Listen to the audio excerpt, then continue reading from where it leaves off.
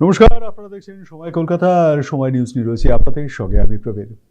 এবার চরম উত্তেজনা কলকাতার ডালহাউসিতে ফের নির্বাচন কমিশনের অফিসের সামনে বিক্ষোভ দেখালো বিএলওরা। মূলত নিজেদের দাবি আদায়ের লক্ষ্যে পথে নামেন তারা। বিক্ষোভ চলাকালীন পুলিশ তাদের পথ আটকায় আর তারপরে ব্যারিকেড ভাঙার চেষ্টা করা হয়, যা চিরে পুরো এলাকা ক্রমশই উত্তপ্ত হয়ে ওঠে। এর পাশাপাশি পরিস্থিতি সামাল দিতে ঘটনাস্থলে মোতায়েন করা হয় বিশাল পুলিশ বাহিনী। নির্বাচন কমিশনের গোটা অফিস কার্যত ঘিরে ফেলা হয়। বিক্ষোভকারীদের সঙ্গে পুলিশের দীর্ঘ টানাপোড়েন চলে।